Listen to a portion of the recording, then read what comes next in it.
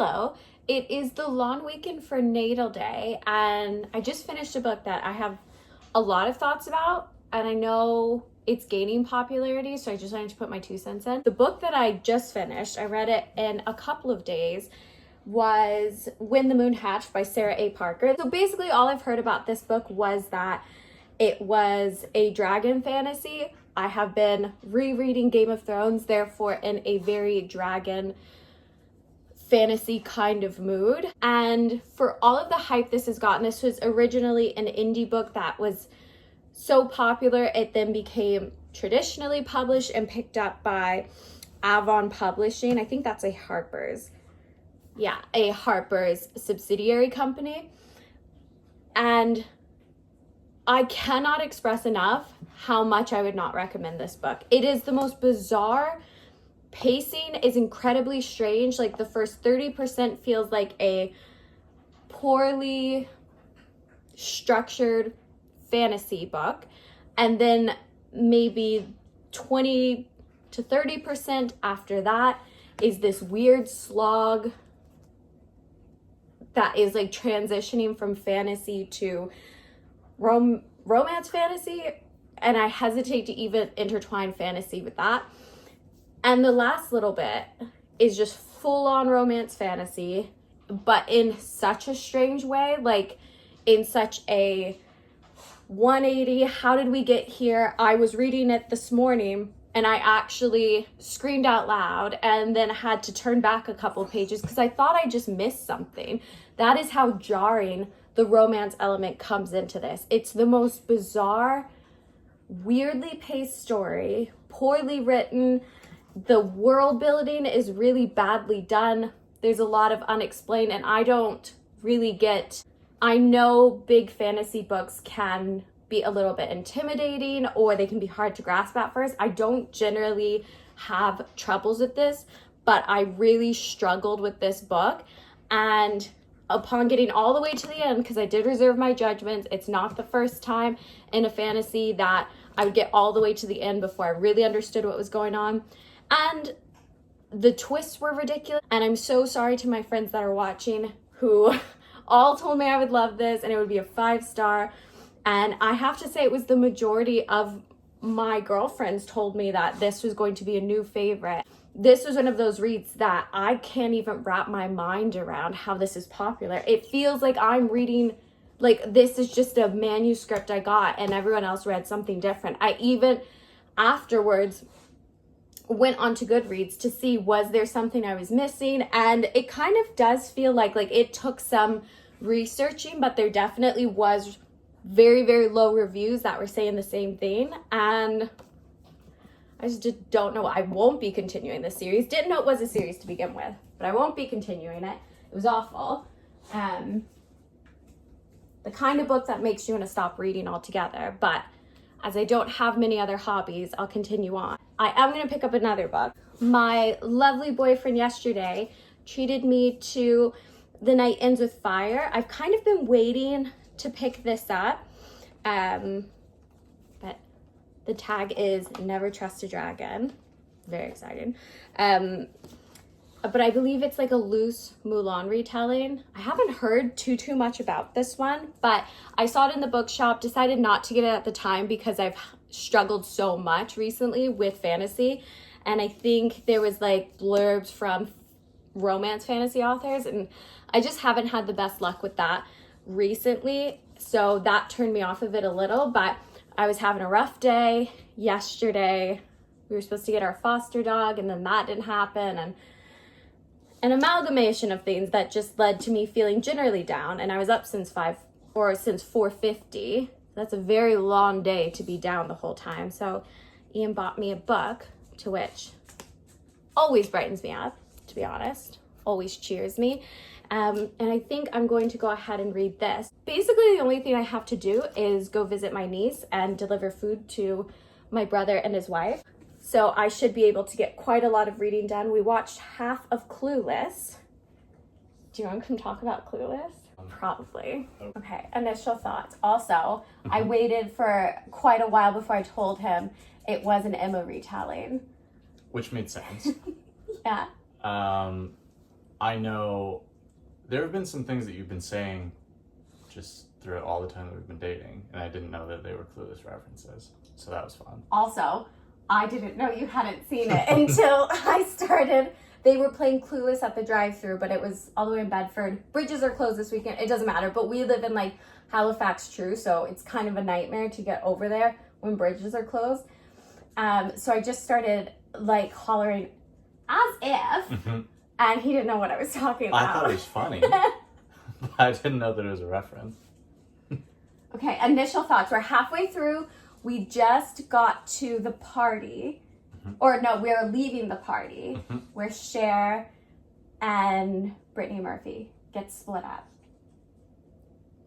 I mean, I do think it is just a hilarious way of showing the upper class in LA. Yeah.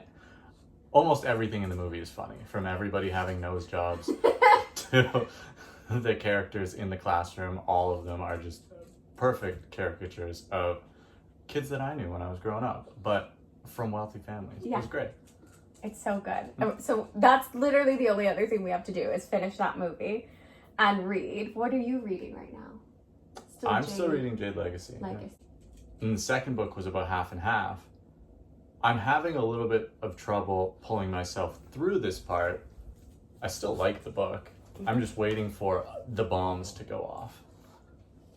But it's good. I mean, I like the first book the most, but we'll see. I'm only about a third of the way through Jade Legacy. I liked book 1.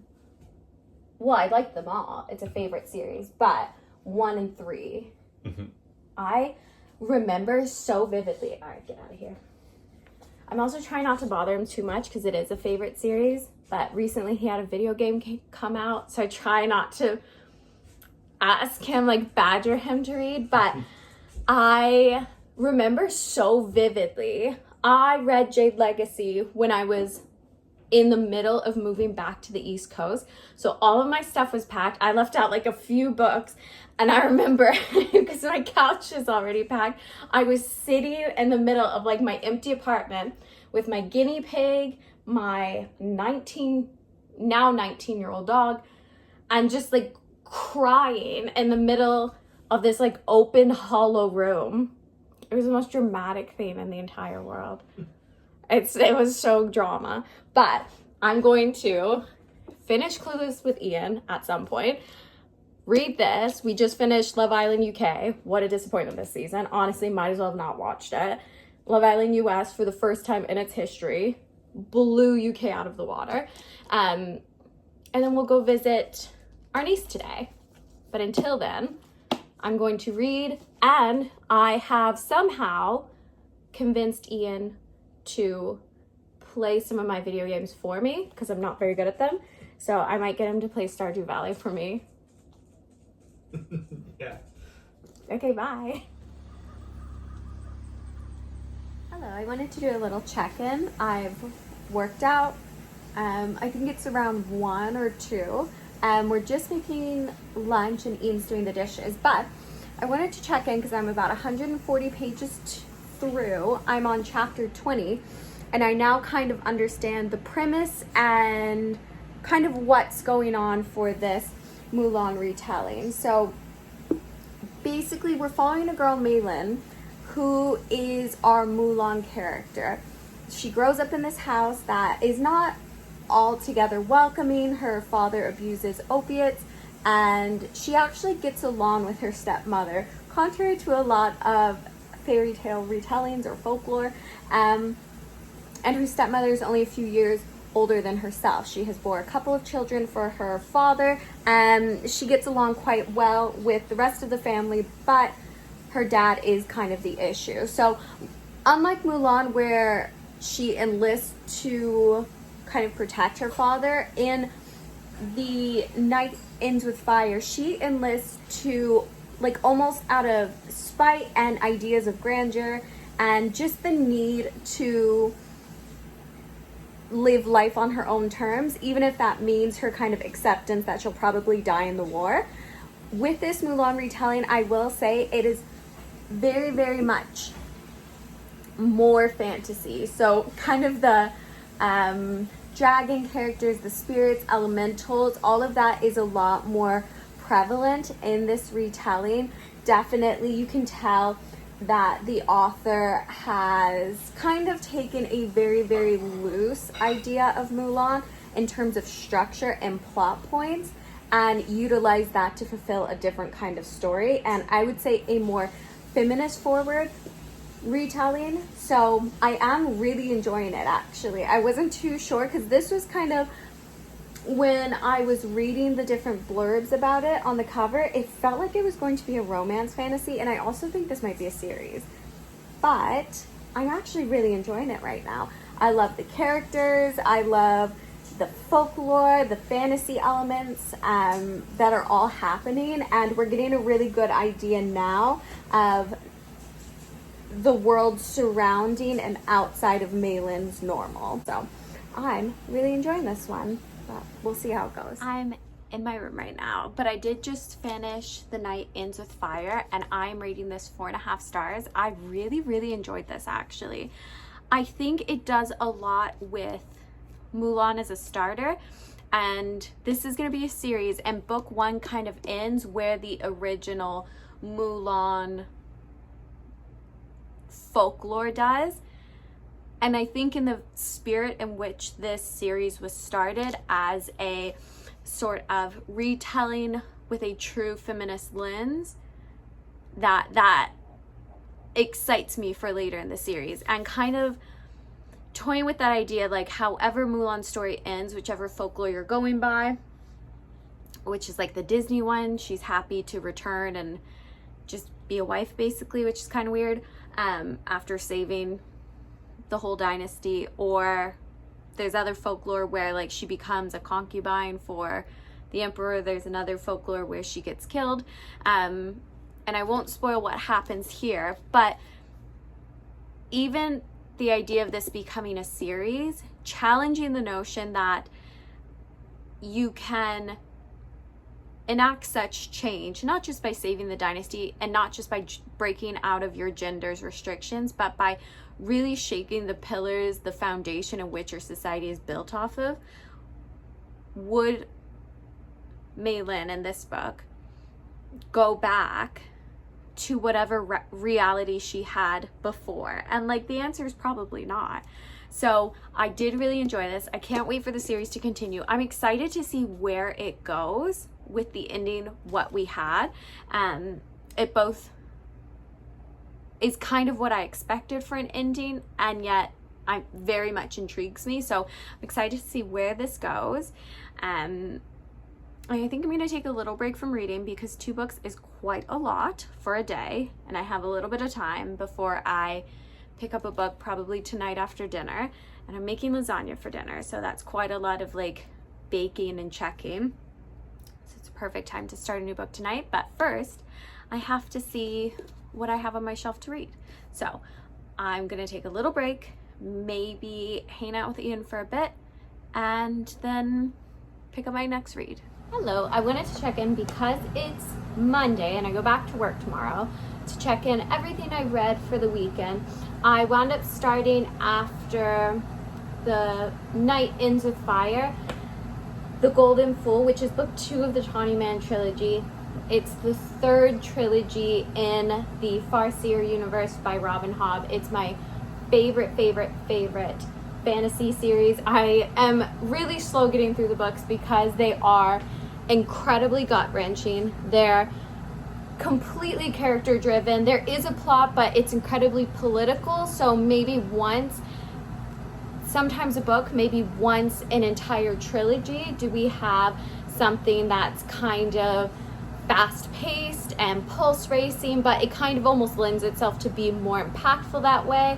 Otherwise it tends to be a very slow growth or a slow deterioration of a family, a character, whatever it is you're following. But in this one we're following Fitz and Fool, which is an iconic duo from the original trilogy, and I'm having a really great time. I picked this up yesterday afternoon, maybe. I can't quite remember when I finished The Night Ends with Fire, but I am 262 pages in. It really does fly by for me because I am very character driven. Sorry if I keep fidgeting with my hair. I got a new like hot air dryer tool, and I'm still trying to figure out exactly how to use it. But so that is 3 books, well, 2.5 books read this weekend, and I will say overall a success. Not my favorite. Let me grab that. So we started off with When the Moon Hatched by Sarah A. Parker. Gave this a 2-star. Hated it, would not recommend. And then Ian got me a book as a present this weekend, and I read it right away, The Night Ends with Fire, and I really enjoyed this one. It was I'm still debating between a 3.5 and a 4-star, but really, really enjoyed it. Read the entire thing in a morning/afternoon. And then of course picked up The Golden Fool, which I have been putting off just because of how book 1 ended. I'm not gonna say it, but if you're this far into the series, then you know what happened, and I just could not stop crying. Even recapping with Ian why I've put it off for so long, I started to cry. So finally it was time to bite the bullet. I'm glad I did because I'm really enjoying this.